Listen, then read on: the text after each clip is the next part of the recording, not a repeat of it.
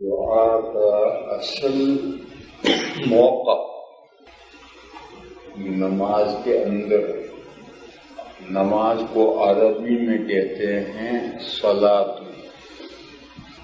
خود صلاۃ کی ایک معنی دعا کے، اور نماز کو صلاۃ کہتے ہی اس لیے ہے جس میں دعا ہے۔ یہ نماز کا اصل جو دیکھیں وہ تو ہے نماز کے اندر فرض نماز جو ہے اس میں موقع ہے قاعدہ عقیدہ۔ یہ پوری نماز آپ ادا کر کے فارغ ہو جائیں، آخری قاعدے میں درد ہے تو پہلے اللہ کی تعریف کریں، تحیہ کہ حضور کو ضرور بھیجے سلام، پھر اپنے لیے دعا کریں اللہم انی ظلمت نفسی۔ یہی ایک دعا نہیں ہے، جتنی چاہو آدھا گھنٹہ بیٹھے بیٹھے کرتے ہو، بس دو شرطیں۔ نماز میں اللہ سے ایسی چیز مانگنا جو بندوں سے مانگی جا سکتی، ایسی چیز مانگی جائے گی تو نماز ٹوٹ جائے گی۔ دوسرا، عربی ہی زبان نماز میں، عربی کے علاوہ دوسری لینگویج زبان میں نہیں۔ اگر دوسری زبان مانگے نماز ٹوٹ جائے گی۔ ان دو باتوں کا لحاظ کر کے قاعدے عقیدہ میں دعا مانگو مانگو مانگو مانگو، جی بھر کر کے مانگو، جتنا مانگ سکتے ہو مانگو۔ یہ فرض نماز اور نفل نماز میں یہ قاعدہ عقیدہ ہی نہیں ہے، ہر جگہ مانگ سکتے۔ نبی کریم صلی اللہ تعالی علیہ وسلم کے تہجد پڑھتے تھے اور تہجد میں قرات فرماتے تھے کہ جن آیات میں اللہ کی مہربانی کا تذکرہ ہے ان آیات کو پڑھ کر رک جاتے اور رک کر کے وہاں دعا کرتے اللہ تعالیٰ سے اللہ کی رحمت مانگتے۔ اسی طرح اگر کسی جگہ آیات میں اللہ کے عذاب کا ذکر آیا تو وہ آیات پڑھ کر رک جاتے، وہاں دعا کرتے، اللہ تعالیٰ کے عذاب سے پناہ چاہتے، پھر آگے بڑھنا شروع کرتے۔ تو گویا نوافل میں قرات کے بیچ میں جہاں موقع آئے وہاں دعا نوافل میں حضور کرتے۔ اسی طرح سے سجدے کی جو تسبیح ہے وہ تسبیح پڑھنے کے بعد میں حضور سجدے میں دعا کرتے تھے، آدھا پارا پڑھیں اتنی لمبی دعا ایک سجدے میں کرتے تھے، تہجد کے سجدوں۔ ایسے ہی دو سجدوں کے بیچ میں جب بیٹھتے ہیں اس وقت بھی دعا ہے اللہم اغفرلی وارحمنی وعافنی واہدنی وارزقنی واجبرنی۔ یہ سب جگہیں اور قاعدہ اخیرہ وہ تو دعا کا محل ہے۔ بہرحال نفل نماز میں اور سنت غیر موقدہ یہ بھی نفل ہے۔ سنت موقدہ جو باہرہ سنت موقدہ ہیں ان کو فرضوں کے حکم میں رکھنا، ان کے علاوہ جو سنت غیر موقدہ ہیں وہ سب نفلوں کے حکم میں ہیں، اور نفلوں میں قاعدہ عقیدہ ہی میں نہیں اور بہت سی جگہوں پر دعا کر سکتے۔ اب جب کہ نماز کے اندر دعا کر لی گئی تو سلام پھیرنے کے بعد دعا کرنے کا کوئی تک ہی نہیں رہا۔ اب کیا مطلب دعا کا کلام ہوا؟ اسی لیے نماز جنازہ ادا کرنے کے بعد سلام کے بعد دعا بیکار ہے، بدعت ہے۔ فوراً سلام کے بعد بھی دعا ثابت نہیں، قبرستان میں جا کر دعا بھی ثابت نہیں، قبرستان سے نکل کر 40 قدم رک کر دعا بھی ثابت نہیں، میت کے گھر آ کر دعا کر کے ثابت نہیں۔ کیوں؟ اصل دعا جنازہ ہے، جنازے کی نماز کوئی عبادت نہیں، میت کو سامنے رکھ کر کے میت کی عبادت کرے. جنازے کی نماز تو خود دعا ہے میت کے لیے، اس لیے میت کو سامنے رکھ کر کے جنازہ پڑھا جاتا ہے، اس کے لیے دعا ہے. اور جب اس کے لیے جب نماز کے ساتھ جماعت کے طور پر دعا کر لی تو آگے پھر دعا کا کیا مطلب؟ جیسا جنازے کے بعد دعائیں نہیں ہے کیونکہ جنازہ خود دعا ہے، ایسے فرض نمازوں جو جماعت سے پڑے گی ان کے بعد دعا نہیں ہے کیونکہ یہ خود دعا ہے. اس لیے حضور اکرم صلی اللہ تعالی علیہ وسلم سے اور صحابہ سے فرض نمازوں کے بعد اجتماعی طور پر سب کا ایک ساتھ مل کر دعا کرنا ثابت نہیں. کیونکہ وہ حضرات نماز کے اندر سب کچھ مانگ لیتے، جب نماز کے بعد مانگنے کا تو پھر نہیں رہتا.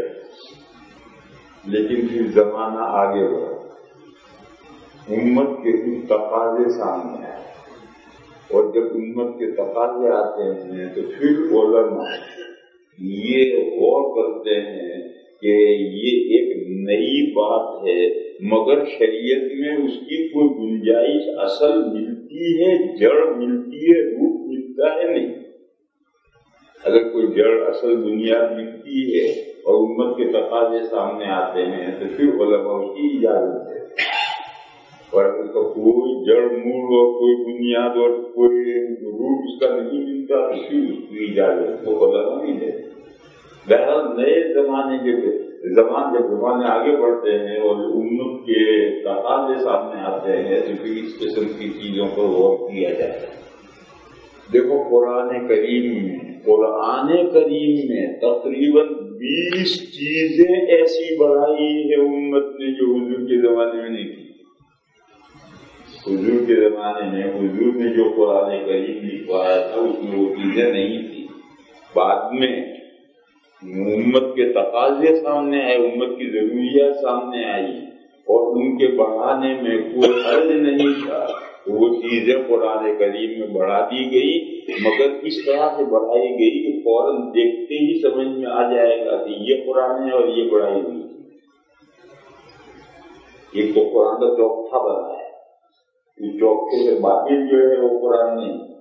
جیسے عین بنا رکھا ہے، بہت بڑا عین بنا رکھا ہے، ایک اوپر ہنسا لکھ رکھا ہے، ایک پیٹ میں ہنسا لکھ رکھا ہے، ایک نیچے ہنسا لکھ رکھا ہے، یہ سب قرآن نہیں. یہ چوکھے سے باہر جو ہے وہ قرآن نہیں، یہ چوکھے کے اندر جو ہے وہی قرآن.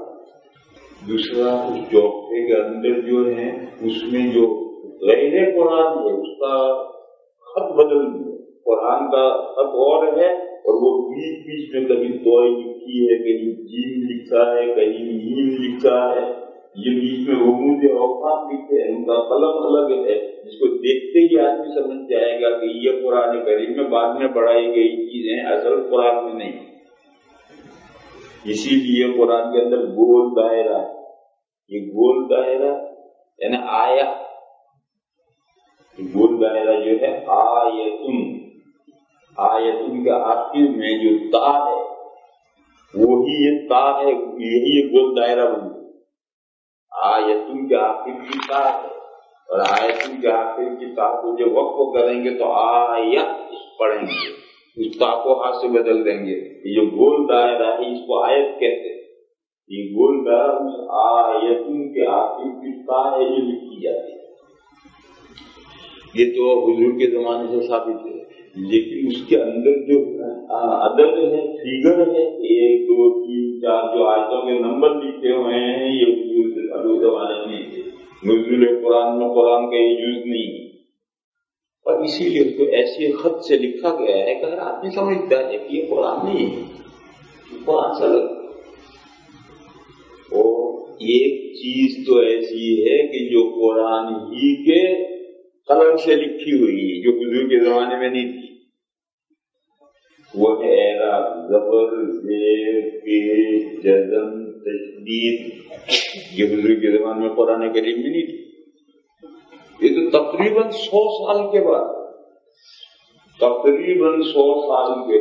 حجاج ابن یوسف نے اپنے زمانے کے علماء سے یہ اعراب لگوائے ہیں، زبر، زیر، پیش، جزم، تشدید یہ لگوائے ہیں. اور اس کا الگ قلم نہیں ہے، جس قلم سے قرآن لکھا گیا ہے اسی قلم سے زبر زیر کے جزم تشدید لگائے گئے ہیں، حالانکہ یہ بھی قرآن میں نہیں، لیکن زمانے کی ضرورت بھی ہے۔ لوگ بغیر اعراب کے قرآن پڑھنے پر قادر نہیں رہے۔ دیکھو اردو، جو کوئی اردو کی کتاب ہوگی وہ کوئی اعراب نہیں پڑھتا ہے، لیکن کون پڑھتا ہے؟ جو اچھی طرح سے اردو پڑھا ہوا ہے وہ پڑھتا ہے۔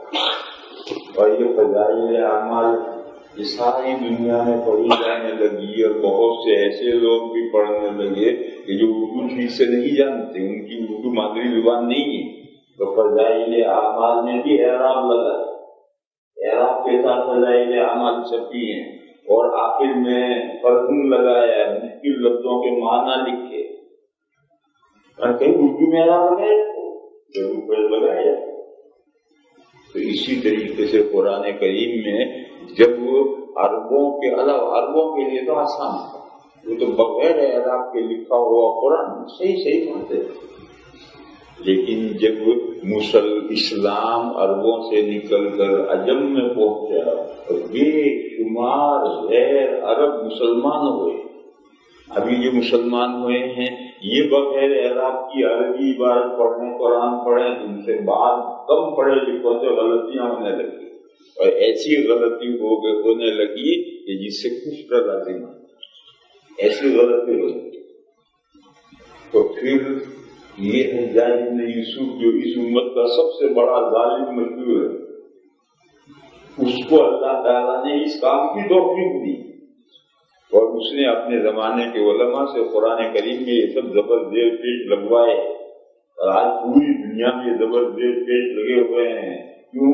امت کی یہ ضرورت ہے، ساری دنیا کا مسلمان بغیر اعراب کے قرآن پڑھ ہی نہیں سکتا، اس لیے یہ چیز اس میں بڑھائی، اور قرآن کی کے قلم سے لکھی، قلم بھی الگ نہیں۔ کیوں؟ اس کی اصل جڑ بنیاد روٹ حضور کے زمانے میں تھا۔ حضور کے زمانے میں جو قرآن کریم تھا اس میں اعراب لکھا ہوا نہیں، مگر پڑھتے تو تھے۔ جب آپ کہیں حضور کے زمانے میں پڑھتے تھے تو کہیں الحمد، تو الف لام زبر ال، اگرچہ وہاں قرآن میں الف پر زبر اور لام پر جزم لکھا ہوا تو نہیں، مگر پڑھتے تو ہیں۔ وہ جو پڑھتے تھے اسے اندر لکھ دیا، اتنا ہی تو فرق ہوا۔ کیا فرق ہوا؟ بہت قرآن میں اعراب نئی چیز ہے، نئی چیز نہیں ہے۔ قرآن میں اعراب لکھا ہوا نہیں تھا لیکن پڑھا تو جاتا تھا۔ جب وہ پڑھا جاتا تھا وہ زبردست جو پڑھے جاتے ہیں ان کو اگر زمانے کے تقاضے کے اس وجہ سے، اجمیوں کی ضرورت کی وجہ سے، اگر اس کو عبارت میں بھی قلم سے بھی لکھ لیا جائے، الف پر زبر لام پر جزم لکھ دیا جائے، یہ کوئی نئی بات نہیں ہوئی ہے۔ یہ تو حضور کے زمانے میں اس کی اصل جڑ بنیاد موجود ہے۔ وہ جڑ بنیاد کیا ہے؟ پڑھنا۔ قرآن اعراب کے ساتھ پڑھا جاتا ہے، جب اعراب کے ساتھ پڑھا جاتا تھا تو اس اعراب کو لکھ دیے۔ یہ میں اس کی مثال دے رہا ہوں کہ بعض باتیں حضور کے زمانے میں نہیں تھی، بعد میں امت کے تقاضے سامنے آئے۔ اس وقت علماء کرام یہ غور کرتے ہیں کہ یہ جو نئی بات ہو رہی ہے، کیا اس کی حضور کے زمانے میں کوئی اصل و بنیاد، جڑ بنیاد تھی؟ اگر جڑ بنیاد ہوتی ہے تو علماء اس کی اجازت دے دیتے ہیں، کیونکہ امت کے ڈیمانڈ ہے، امت کی ضرورت ہے، امت کے تقاضے۔ اور اگر حضور کے زمانے میں اس کی کوئی جڑ بنیاد نہیں ہوتی ہے تو پھر امت کی وہ جو ڈیمانڈ ہے، ضرورتیں ہیں، علماء اس کو رسم کہتے ہیں یا بدعت کہتے ہیں۔ رسم کون سی کہلاتی ہے؟ جو بس یوں ہی کی جائے، کوئی ثواب کی امید نہیں۔ جیسے عید کے دن شیر خورما لوگ پکاتے ہیں، پتہ نہیں یہاں تو پکاتے نہیں، پکاتے عید کے دن شیر خورما پکاتے ہیں، لیکن کوئی ثواب کی نیت نہیں کرتے، تو کوئی ثواب کے طور پر ایسا کام کرتے ہو، ایسا نہیں، ایک رسم چلی ہوئی، تو یہ اس کو رسم کہتے ہیں۔ اور اگر اس میں ثواب کی نیت ہوتی جیسے کہ کسی کے مرے پیچھے ایجا داتلم چالم پتہ نہیں کیا کیا پالم یہ سب کرتے ہیں، یہ ثواب پہنچانے کی نیت سے کرتے ہیں۔ وہ بدعت کیوں ان کے اصل موجود نہیں ہے اور ثواب کے لیے کیا ہے۔ شیر خرما رسم ہے، کیوں اس کی اصل نہیں ہے اور یہ بس یوں ہی باہر کیا جاتا ہے اور آپ کے طور پر نہیں۔ اسی طرح سے شادی بیاہ کی رسمیں، شادی بیاہ کی اب جتنی رسمیں ہیں وہ کچھ ثواب کے طور پر نہیں ہے، جیسے وہ صرف رسمیں کہتا ہے۔ اور غمی اور موت اور حیات کی، بچہ پیدا ہونے کی، بچہ انسان کے مرنے کی، اس میں جو رسمیں ہیں وہ ثواب کے طور پر کی جاتی ہے، وہ بھی درد۔ اسی طرح سے چھوٹے بڑے دن اور چھوٹی بڑی راتیں اور ان چھوٹے بڑے دنوں کے تعلق سے اور چھوٹی بڑی راتوں کے تعلق سے جو اعمال لوگوں نے گڑبڑ کیا وہ سب ثواب کی نیت سے کیے جاتے ہیں، لہذا اگر ان کی جڑ بنیاد نہیں ہے تو سب بدعت۔ تو بدعت اور رسم میں یہ فرق، دونوں چھوڑنا ضروری ہے، دونوں کا حکم ایک۔ پھر دو نام کیوں ہیں؟ دو نام اس لیے فرق کرنے کے لیے دو نام کہ ثواب کی نیت سے جو رسم ثواب کی نیت سے کی جاتی ہے وہ بھی رسم، اور جو رسم کے طور پر کی جاتی ہے ثواب کی نیت نہیں ہوتی ہے وہ رسم ناجائز۔ دونوں چھوڑنا دونوں کا ضروری ہے۔ تو بہرحال ایسی چیزیں جن کی اسلام کے شروع کے 3 دور، صحابہ حضور کا دور، صحابہ کا دور، حضور اور صحابہ کا دور تو ایک ہی دور، تابعین کا دور اور تبع تابعین کا دور، یہ 3 دور ہیں جن کے بارے میں حدیث شریف میں آیا ہے کہ سب سے بہترین زمانہ میرا زمانہ، پھر وہ جو سے نیکسٹ، پھر وہ جو اس کے بعد پیچھے متصل ہے۔ علماء نے اس حدیث کی وجہ سے یہ 3 زمانے، حضور کا زمانہ، تابعین کا زمانہ، حضور اور صحابہ کا زمانہ، تابعین کا اور تبع تابعین، ان 3 زمانوں میں جس چیز کی اصل اور جڑ اور بنیاد موجود ہوتی ہے اس کی اجازت دی علماء نے جب زمانے کے تقاضے اور ضرورتیں سامنے آئی۔ اور ایسی چیزیں جن کی کوئی زمانے کے تقاضے تو سامنے آئے، لوگوں کی ڈیمانڈ تو آئے، مگر قرآن و حدیث میں اس کی کوئی جڑ اور بنیاد نہیں تھی تو اس کی اجازت علماء نے نہیں دی۔ مثال دو، اس زمانے میں دنیا میں بہت سی جگہ پر یوم میلاد، یوم ولادت اور یوم وفات منانے کا رواج چل پڑا ہے۔ جس دن کوئی مرتا ہے یعنی برسی، وفات کا دن، اسی طریقے سے یوم میلاد، برتھ ڈے، جس دن آدمی انسان پیدا ہوا اس دن خوشیاں منائی جائے، دنیا میں اس کا رواج ہے۔ لیکن وہ جو 3 زمانے ہیں ان 3 زمانوں میں اس کا کوئی ثبوت نہیں، اس لیے حضور پاک صلی اللہ تعالی علیہ وسلم کا برتھ ڈے منانا، ولادت نبوی، میلاد النبی، اسی طریقے سے یوم وفات منانا حضور کا، جس دن حضور کی وفات ہوئی یوم وفات منانا، دونوں کی اجازت نہیں۔ کیوں؟ ان 3 زمانوں میں اگر حضور کی ولادت یا وفات منانا اسلام میں کوئی امر مطلوب ہوتا تو شروع کے 3 زمانوں نے جو حضور سے قریب تھے اور حضور سے آج ہم سے زیادہ محبت رکھتے تھے انہوں نے کیوں نہیں منائے وہ دن؟ اس لیے نہیں بنایا کہ ان کے دلوں میں حضور کی ذات بسی ہوئی تھی، کبھی نکلتی ہی نہیں تھی۔ آج ہم سال میں 1-2 دن یاد کرنا چاہتے ہیں، باقی بھول گئے ہو۔ یہ برتھ ڈے آج ہم مناتے ہیں، سال بھر تو حضور کو یاد ہی نہیں، 1 2-3 سال میں یاد کر لیے، اور وہ حضرات صبح سے شام تک حضور کا تصور ان کے دلوں میں رہتا تھا، روزانہ ہزاروں مرتبہ درود شریف پڑھتا تھا۔ تو انہیں ڈے بنانے کی کیا ضرورت، نمبر ڈے بنانے کی ضرورت، نمبر بنانے کی ضرورت۔ آج جب لوگ بھولنے لگے حضور کو، ہفتہ گیا حضور پر 1 مرتبہ بھی درود نہیں بھیجا، مہینہ گزر گیا 1 مرتبہ بھی حضور پر درود نہیں بھیجا، اس کو ڈے بنانا پڑے گا۔ کیوں ڈے نہیں بنائے گا تو پوری زندگی حضور یاد نہیں آئے۔ تو بہرحال یہ جو میلاد النبی، حضور کی ولادت کا دن منانا یا وفات کا دن منانا، یہ تو سراسر عقل کے خلاف ہے۔ یہ تو حضور کے بھولنے والوں کے لیے یہ شروع کیا تھا کہ کم سے کم سال میں 1-2 دن تو حضور کو یاد کر لیں۔ تو یہ دن تو حضور کو بھولنے کے مترادف ہے۔ چنانچہ جن لوگوں میں یہ میلاد کے تذکرے ہیں، جو ربیع الاول آئے گا بڑے دھوم دھام سے بڑا خرچہ کر کے میلاد النبی کا جلسہ کر لیا، بالکل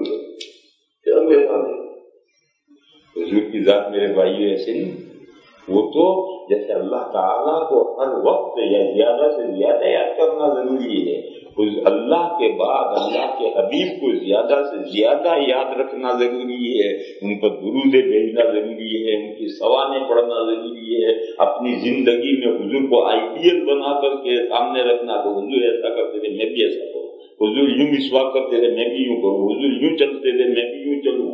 یہ تو ہر لمحہ حضور کو یاد رکھنے کا ہے، اور یہ میلاد تو یہ حضور کو بھولنے والوں کے لیے ہے۔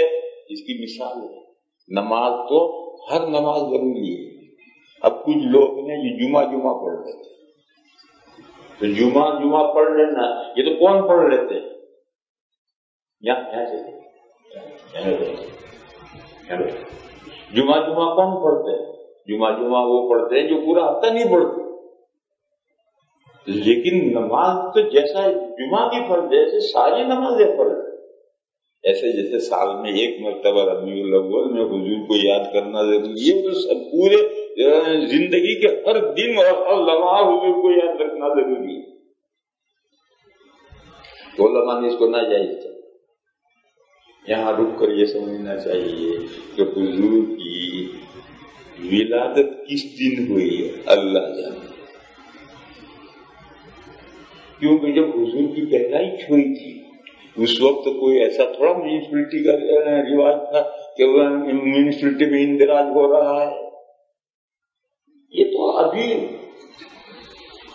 آدھی صدی سے 50 سال سے یہ دنیا میں نظام بنا ہے، اور اس سے پہلے کوئی جانتا ہی نہیں تھا کہ کون کب پیدا ہوا۔ جو بڑے بڑے خاندان ہوتے تھے ان خاندانوں میں بڑے علماء ہوتے تھے، وہ اپنے بچوں کو پیدا ہوتے تھے لکھتے تھے، آگے ہم لوگ کہاں لکھتے تھے؟ تو عرب میں بھی ایسا متعین دن یاد رکھنا اس کا کہاں رواج تھا؟ وہ تو بے پڑھی لکھی قوم تھی۔ بس اتنا متعین ہے کہ ربیع الاول میں حضور کی ولادت ہوئی۔ ربیع الاول کی کون سی تاریخ ہے یہ کوئی صحیح روایت سے ثابت نہیں، اور یہ بات کہ حضور کی ربیع الاول میں ولادت ہوئی یہ حضور ہی کے ایک ارشاد سے ثابت ہے۔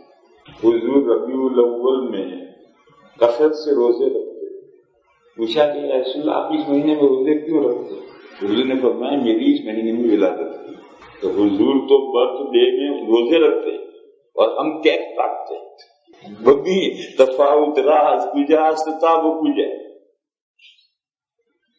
اسی طرح سے حضور کی ولادت پیر کے دن ہوئی، یہ بھی طے ربیع الاول میں ہوئی، پیر کے دن ہوئی ہے، لیکن ربیع الاول میں 4-5 پیر آتے ہیں۔ ربیع الاول میں 4-5 پیر ہیں، وہ کون سا پیر ہے یعنی ڈیٹ کون سی ہے یہ کسی روایت سے ثابت نہیں۔ یہ طے کہ ربیع الاول میں ولادت ہوئی ہے اور پیر کے دن ہوئی۔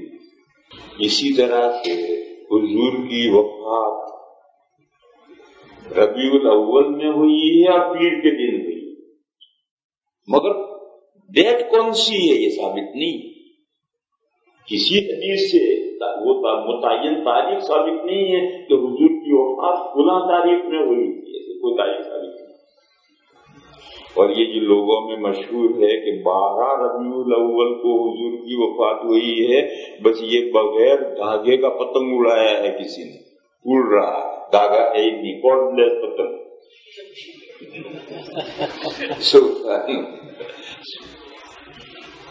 کیوں؟ دیکھو 3 باتیں متعین. پہلی بات تو یہ ہے کہ جس سال حضور نے حج کیا تھا اسی سال حضور کی وفات ہوئی. یہ حج ہوتا ہے ذی الحجہ. ذی الحجہ ختم ہو گیا، محرم لگا، اگلا سال لگا، پھر سفر لگا، پھر ربیع الاول لگا. اس ربیع الاول میں حضور کا انتقال ہوا. کہ یہ 2 باتیں رہتے ہیں. ربیع الاول میں حضور کی وفات ہوئی اور پیر کے دن ہوئی. یہ باتیں طے ہیں صحیح روایات سے، لیکن تاریخ کون سی ہے یہ طے نہیں. تو ایک تو یہ ربیع الاول میں وفات ہوئی. دوسری بات یہ طے ہے کہ حضور نے جب حج فرمایا تھا تو عرفہ کا دن جمعہ تھا، یعنی ذی الحجہ کی 9 تاریخ، جس 9 تاریخ کو حضور عرفہ کے میدان میں تشریف لے گئے تھے وہ جمعہ کا تھا. اسی لیے لوگ کہتے ہیں کہ حضور کا حج حج اکبری تھا. اب جب یہاں 9 کو جمعہ ہے تو 10 کو سنی ہے، 11 کو اتوار. گننا شروع کرو. درمیان میں جتنے مہینے پورے ہوں گے، ذی الحجہ پورا ہوگا، پھر محرم پورا ہوگا، پھر سفر پورا ہوگا. یہ 3 مہینے پورے ہوں گے.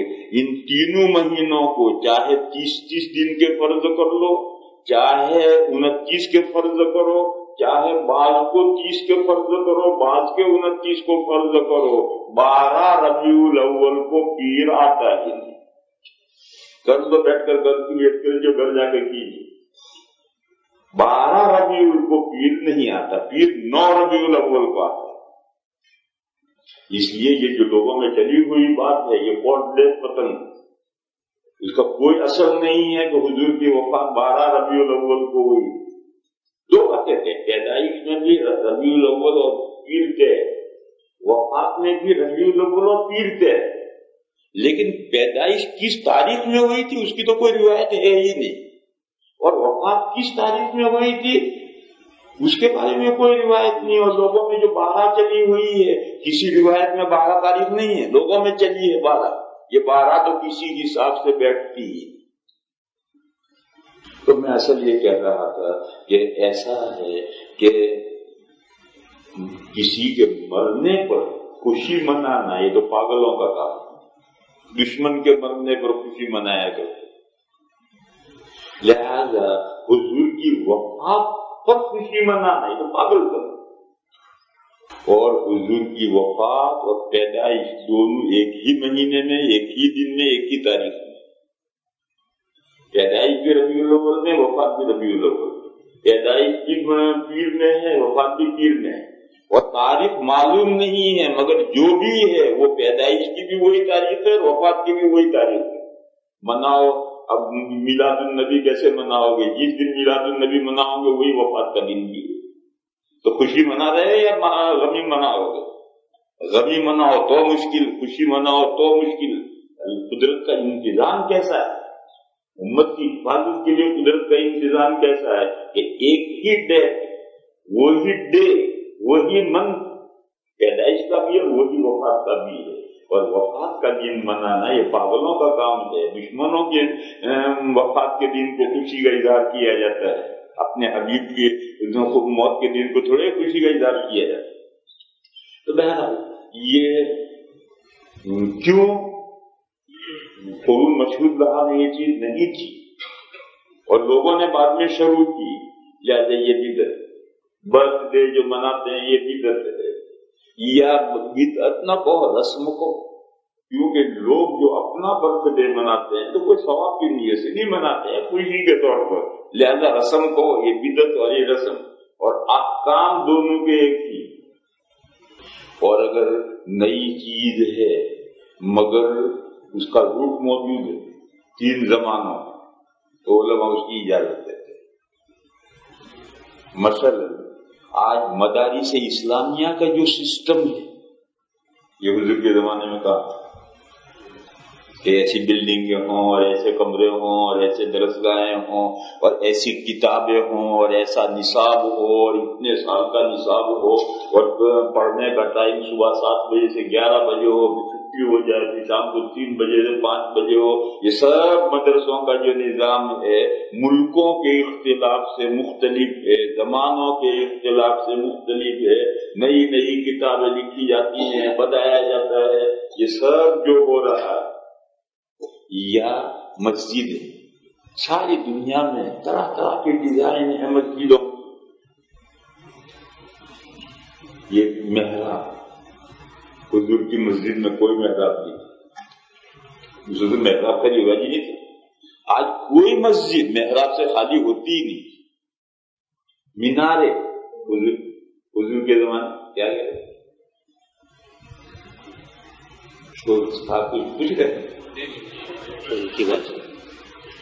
وہ میں نے سمجھا کہ کسی صاحب کو اعتراض ہوا ہوگا کہ قرآن میں ہے حضرت زکریا علیہ السلام کے قصے میں فنادت الملائکۃ وہو قائم یصلی فی المحراب. تو جب زکریا علیہ السلام کے زمانے میں محراب تھی تو باتیں کیوں نہیں ہوئی؟ میں نے شاید کوئی صاحب اعتراض کر رہے ہیں. اس کا جواب یہ ہے کہ وہاں محراب کے معنی ہے عبادت کا کمرہ. یہ جو مسجد میں خاص طرح سے پورے پہ بناتے ہیں یہ محراب وہاں ہے کریمہ میں مراد نہیں، یہ عبادت کا کمرہ ہوا. اور اب ہماری صورت حال جو ہو گئی ہے کہ ہمارے گھر میں بیڈ روم ہو، سٹنگ روم، بیٹھک ہو، مگر پورے گھر میں کوئی محراب نہیں ہوگی، کوئی عبادت کا کمرہ نہیں ہے. ایک گھروں میں بیٹھنے کے لیے گپ کرنے کے لیے کمرہ مخصوص چاہیے، سونے کے لیے مخصوص کمرہ چاہیے، بڑے کے لیے بھی بچے کے لیے بھی. تو کیا پورے گھر میں ایک کمرہ مخصوص عبادت کے لیے نماز پڑھنے کے لیے نہیں چاہیے؟ نہیں ہے ہمارے گھروں میں. اور پہلے ایک بڑا گھر ہے، ایک بڑے گھر میں ایک کمرہ عبادت ہی کے لیے مخصوص. گھر کی ساری عورتیں مرد جس کو جس وقت نماز پڑھنی جاؤ وہاں پڑھو. وہاں کوئی مصلی نہیں بچھانا، وہاں کچھ نہیں بچھانا. پرانے زمانے میں مٹی پر پڑتے تھے، وہ جگہ پاک ہے. اور آج اگر بچھانا ہے تو بچھا. اس کمرے میں اور کوئی ایکٹیویٹیز ہے ہی نہیں، آدمی سکون سے نماز پڑھتا رہے. اور ہم ایک کمرے میں نماز پڑھی، ادھر بچہ رو رہا ہے، ادھر ٹیلی فون بج رہا ہے. آج نماز میں کسی کا ٹیلی فون بج رہا تھا، نمازی میں کسی کا بچہ رو رہا ہے. تو جب مسجد میں ٹیلی فون بج رہا ہے، بچہ رو رہا ہے، تو گھر میں تو یہ سب ہوتا ہی ہے. تو اب ایک بچے کو سہلا رہا ہے، ایک نماز پڑھ رہا ہے، نماز خراب ہے. مکان میں ایک الگ جیسا بیڈ روم الگ ہوتا ہے کہ سونے والے کو کوئی ڈسٹرب نہیں. جی کو سونا ہو جاؤ بیڈ روم میں جا سو جائے. گپ کرنے والے سٹنگ روم میں گپ کرتے ہیں. ایسے ہی مکان کے اندر ایک عبادت کا کمرہ ہونا چاہیے جس کو نماز عبادت کرنی ہے. اس کمرے وہاں کوئی شور نہیں ہے، شرم نہیں ہے، وہاں پاک ناپاک کا مسئلہ نہیں ہے، مصلی بچھا نہیں ہے. جیسا مسجد میں بچھا ہوا ہے تو وہاں بچھا ہوا. ایسا پہلے ہر گھر میں ایک کمرہ ہوتا تھا جس میں گھر کی خواتین جس کو نماز پڑھنے وہاں جا کر پڑھا، مردوں کو بھی نفلیں پڑھنے وہاں جا کر پڑھا. یہ جو کمرہ مخصوص ہوتا تھا اسے محراب کہتے ہیں. اور قرآن کریم میں جو ذکر ہے زکریا علیہ السلام کے قصے میں وہاں محراب سے مراد یہ عبادت کا کمرہ ہے. اسی طرح سے مینارہ، حضور کے زمانے میں کوئی مینارہ نہیں. آج بہت کم ایسی مسجدیں ہیں کہ جہاں مینارے نہیں. بس یہ جو مغربی ممالک ہیں یہاں مینارے نہیں. حالانکہ جتنے چرچ ہیں ان پرانے زمانے کے جو چرچ سے اوپر کیتھیڈرل ان کے تو اتنے مینارے اونچے ہیں کہ 50 کلومیٹر سے نظر آئے گا کہ فلاں شہر میں وہ کیتھیڈرل رہا، وہ چرچ رہا. اس کا مطلب ہے کہ ان عیسائیوں کے یہاں بھی عبادت گاہوں کو اونچا کرنے کا رواج تھا. مندر تو خود مینارے کی طرح سے بنتا اوپر جاتا ہے. مندر تو خود ہی مینارہ ہوتا اور وہ بھی اتنا اوپر لے جاتے ہیں تو گویا دنیا کے تمام مذاہب میں جو عبادت کی جگہیں ہیں اسے اونچا کرنا اور ان کی شان بڑھانا اور دور سے نظر آئے ایسی عمارت بنانا یہ ضروری تھی۔ ہندوؤں کے یہاں مندر خود اس انداز سے جاتا ہے، عیسائیوں کے یہاں چرچ اور کیتھیڈرل جاتے تھے، اسلام میں مسجد کے مینارے جاتے اور مینارہ دیکھ کر فوراً پتہ چل جائے گا وہ مسجد ہے، مینارہ دیکھ کر فوراً پتہ چل جائے گا۔ مگر یہ چیز حضور کے زمانے میں نہیں تھی، تو مدرسوں کا جو آج سسٹم ہے وہ نہیں تھا، مسجدوں کی جو صورتحال ہے وہ نہیں تھی، مگر آج ضرورت پیش آئی کہ مسجدوں کے لیے ایسا امتیاز ہونا چاہیے کہ جسے دیکھ کر کے لوگ پہچان سکیں کہ یہ مسجد ہے۔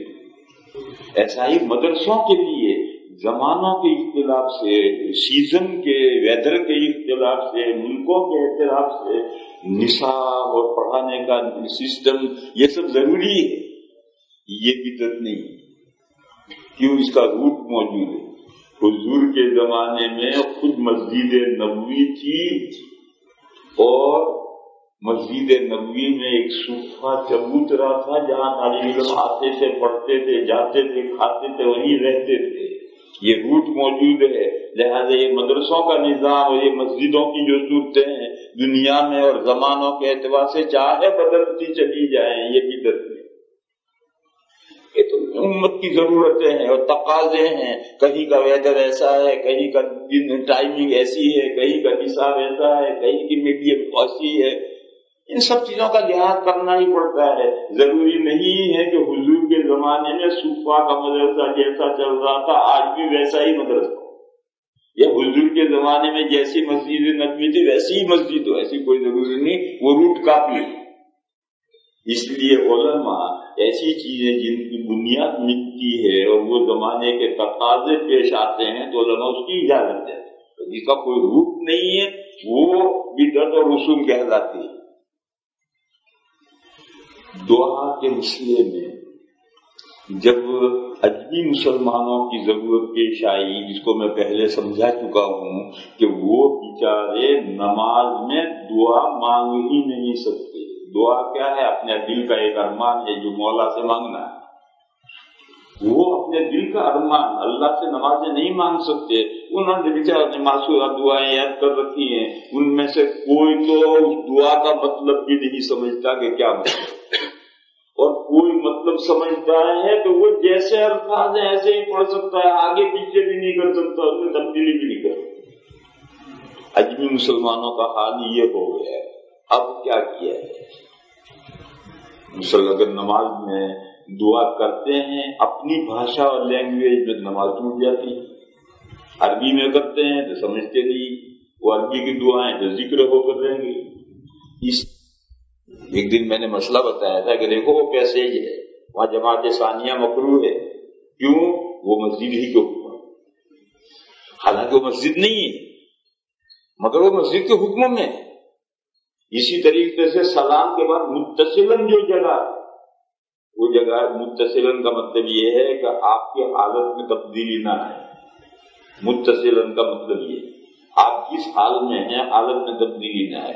آپ قبلے کی طرف بیٹھے قبلے کی طرف بیٹھے، آپ کوئی ذکر کر رہے ہیں تو کرتے رہیے، لیکن آپ سلام پھیر کر کے کھانا کھانے لگے اور پھر دعا کریں۔ اب نماز سے متصل نہیں رہیے، بیچ میں کھانا کھا لیا، آپ بیچ میں پانی پا لیجیے، آپ بیچ میں بیڑی پی لیں، آپ بیچ میں چاکلیٹ کھا لیں، آپ بیچ میں کسی سے باتیں کر لیں۔ اب دعا کا وقت گیا، اب وہ جو جگہ ہے وہ نماز سے متصل نہیں رہی، لہذا اب آپ دعا کریں گے تو اسے نماز میں دعا کرنا نہیں کہیں۔ نماز میں دعا کرنا کب تک کہیں گے؟ جب تک کہ آپ بالکل نماز سے متصل دعا کریں، درمیان میں کوئی اجنبی چیز کا فصل نہ آئے۔ تو وہ جو نماز کے بعد کی دعا ہے وہ بعد کی دعا نہیں، وہ نماز کے اندر نہیں کی دعا۔ جیسے وہ پیسیج جو ہے وہ مسجد کی نہیں ہے مگر وہ مسجد ہی ہے، لیکن وہاں جہاں میرا کمرہ ہے اس کو مسجد کے حکم میں داخل کرنا بڑا مشکل ہے۔ تو اسی طریقے پر علماء نے جب امت کی یہ ضرورت پیش آئی تو علماء نے اس کو اب مسئلہ بتایا کہ بھائی ٹھیک ہے حضور کے زمانے میں نہیں تھا مگر روح موجود ہے، بنیاد موجود ہے، اس لیے کہ حضور نے بے شمار حدیثوں میں یہ مضمون بیان فرمایا ہے کہ فی دبر الصلاۃ نماز سے متصل اللہ تعالی دعا قبول فرمائے، تو اس لیے وہ روح کیونکہ موجود تھی، اس لیے علماء نے کہا کہ نماز سے فارغ، جب آپ فارغ ہو، نماز دو فرض اور نفل ہے، جب آپ نفل سے فارغ ہوں دعا مانگے، جب آپ سنتوں نفلوں سے فارغ ہوں تو دعا مانگے، دو جگہ دعا مانگے، اور دعا مانگیں، دعا پڑھیں نہیں، دعا تو پڑھنا ہو تو نماز میں پڑھو، دعا مانگیں، اپنے دل کی مرادیں مانگیں، جو کچھ آپ کے جذبات ہیں وہ اپنی جون سی زبان آپ جانتے ہیں اس زبان میں مانگیں، خوب گر گڑا کر مانگیں اور مانگ کر پھر اٹھ کر کے جائیں، یہی نماز کا مطلب، یہ ہے اصل مسئلہ۔ مگر پھر کچھ سونا پھوٹا کچھ سنار پھوٹا، عرب بھائیوں نے تو کہا بدعت ہے، نماز کے سلام کے بعد دعا بدعت ہے۔ انہوں نے کیوں کہا؟ کیا سلام کے بعد دعا کی کیا ضرورت ہے؟ ان بیچارے عرب بھائیوں کی سمجھ میں ہی نہیں آتا، وہ تو اپنی پر قادر ہیں، وہ تو ہر دعا نماز کے اندر مانگ سکتے ہیں، تو ان کے لیے تو سلام کے بعد بدعت ہے، مگر ہماری اجمیوں کی کیا ضرورت ہے وہ تو ہم ہی سمجھتے، وہ بیچارے کہاں سمجھتے۔ ہمارے یہاں کے کچھ وہ حضرات ہیں وہ انہی کی چال پر چلتے ہیں، وہ سمجھتے ہیں کہ جو وہ کہیں گے بس وہی دین ہے۔